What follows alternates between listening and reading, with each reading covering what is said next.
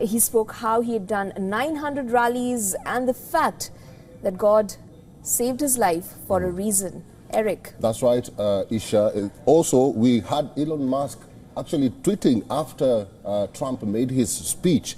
He says that the people of America gave real Donald Trump a crystal clear mandate for change tonight.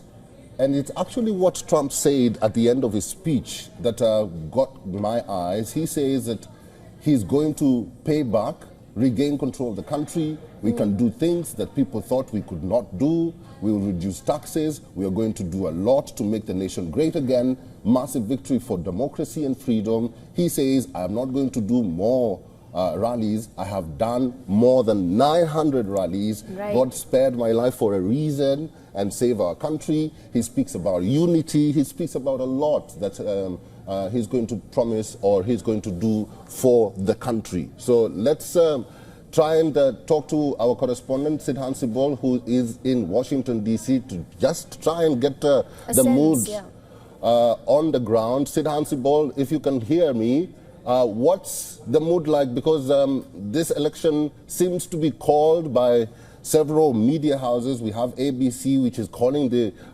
election. We have AP, which is calling the election. What is the mood on the ground where you are?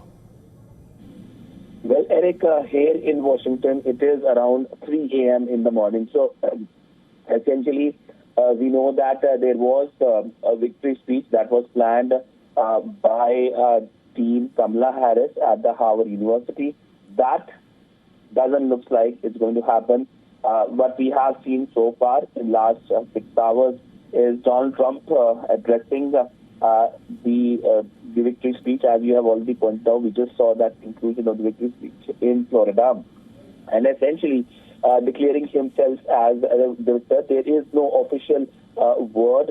Fox, which is of course closely aligned with Donald Trump, has declared him victory in the election, but other media has been cautious. So now it is all about which direction America goes, because in few hours from now, it will be morning. It's roughly around 4 hours from now, it will be morning, and America will be taking stock as to what next. Now, essentially, this is not the first time Trump is in the White House. This will be the second time. I can give you a brief in terms of its impact in the Indo-Pacific region. Essentially, how things can impact. First, for China, it will be worry because he has been talking about putting tariffs, especially on Chinese goods, and a huge amount of tariffs. When it comes to Bangladesh, he was the only mainstream American politician to talk about the Hindu minorities, the problems they have been facing, and he condemned it. And for Pakistan, in the past, we know he has raised the issue of terrorism. He made a famous tweet, if you remember, and that is something that is going to be closely watched in Islamabad and Rawalpindi. Now, for India, it's positive news and it is negative news both ways. Now, we know he has been praiseworthy for India and Prime Minister Narendra Modi during his campaign trail, and he has been talking about how close he is with Prime Minister Narendra Modi. But tariff is something that is going to trouble India as well. He has said that India is tariff king, and that means there could be trade tensions between India and the United States. But this is a presidency that will be closely watched tonight, in fact, today morning, since it's 3 a.m. The mood here, I would say, in this country is of euphoria and of sadness as well, especially in the Kamala Harris camp. Now, when it comes to Trump supporters, they are elated. They are just elated, very happy about it. And I do see celebrations happening in the morning as well. It is, of course, 3 a.m. But when it comes to Kamala Harris, it doesn't look like that now anything much is going to happen. But she will be making some remarks. We will be closely tracking that.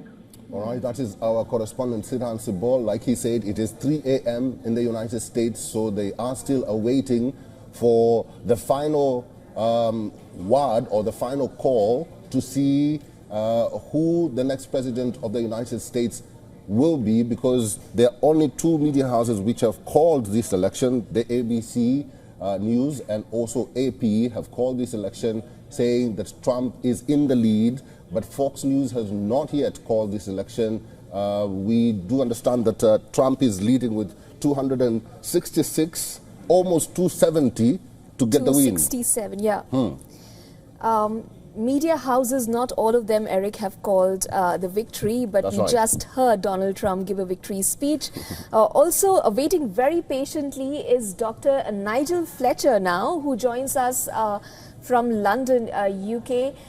Nigel, your first reactions, not a coin flip election anymore. What does this mean for American democracy? Well, yes, as you say, this is turning out to be a rather quicker result than we might have expected. All of the projections seem to be that it was going to be as close or even more close than it was last time. And of course, last time we didn't really know the final result for many days after the election. So I think in some ways, the fact that there appears to be a clear result overnight is going to be a positive thing for confidence in the electoral system, if nothing else. It's always seemed a bit of a puzzle to some of us why it is that it takes quite such a long time for the United States to count its votes. And there is a problem with that, because as we saw last time, it allowed the narrative to take shape from Donald Trump as the losing candidate then, that there was some irregularity about the result. What I think that this result, which obviously is going to be very depressing for a lot of people in the United States and around the world who have not supported Donald Trump, there is, I suppose, at least a silver lining in the sense that we won't be seeing what I think a lot of people had feared if there had been a narrow victory for Kamala Harris, of perhaps another insurrection, as we saw in the last election on January the 6th, with Donald Trump refusing to accept the result. It seems to have gone pretty quiet on the Trump campaign on irregularities in Pennsylvania, which they were talking about earlier in the night. So I think that this is still a fairly close result, but as you say, Donald Trump is inching towards that magic number of 270 electoral votes. All of the networks are really looking at that as being almost inevitable now. He's likely to get possibly over 300 electoral votes. So he's clearly going to win this fairly decisively. And if nothing else, a clear result in an election perhaps does mean that we won't be seeing the scenes of violence that we saw, frankly, when he was losing. Right. Now, Mr. Nigel Fletcher, this is Eric talking to you. Trump did indicate while he's campaigning that there will be no form of violence at all. So that is very clear at this hour.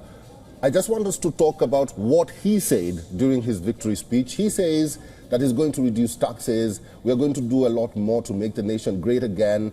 This is a massive victory for democracy and freedom. Trump is known not to speak about freedom and democracy, but right now he's inching closer to, telling the people that he's actually going to change all that. He's going to be a changed man. Do you really think he's going to be a changed man once he emerges victorious? Well, I think that it's very easy for him to, once he's won the election after a period out of office, to be able to define himself, as he has done throughout the campaign, against the incumbent, against Joe Biden and against Kamala Harris. And I think we've seen him doing that. As a populist, which is what he is, he has been able to get a lot of success out of what populists tend to do, which is telling their supporters that things are wrong with the country and only he, as the strong candidate, can do something about it. It's much more difficult to defend your record in office if you haven't been able to do something. And of course, that's what he suffered from last time. The reason that he lost the election was in part because he had not been seen to have delivered, particularly on the issue of COVID, that he was thought to have handled pretty badly. But when you're trying to win an election from opposition, you are an insurgent. You are able to to campaign saying that things are wrong with the country and that you're going to be able to solve all of the problems. And that's what I think that lay behind his success in 2016 when he first won, and that's what's lay behind his success now. Campaigning as the person who is the challenger to the establishment, to those in office, is a classic populist move, and that's what we've seen him doing. Nigel, what are the results so far reflective of? We see him lead in the Rust Belt Blues Wall states, so to say. These states has swung in the past. States like Michigan, where we saw Kamala Harris and Trump both appeal to the union workers, and of course the Arab Muslim population was very crucial in that state, and of course states like North Carolina, Pennsylvania. What are the results so far reflective of in the American population as a whole?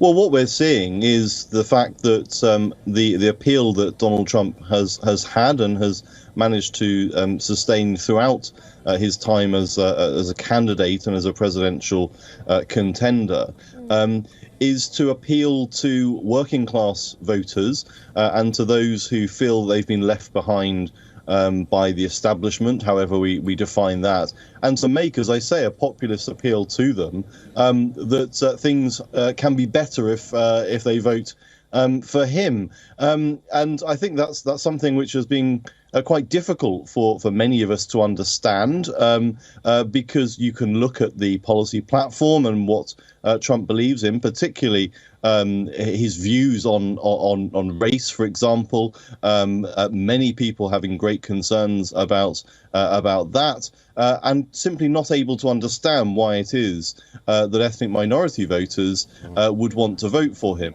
Equally, the man is a self-declared billionaire, and yet he's appealing to poorest people. So it is a very difficult thing for people to understand, but he does seem to have managed to retain that appeal that people had for him in 2016. Nigel Fletcher is a political analyst and commentator from the UK. Nigel, we'll have to leave it there. Thank you very much for talking to us.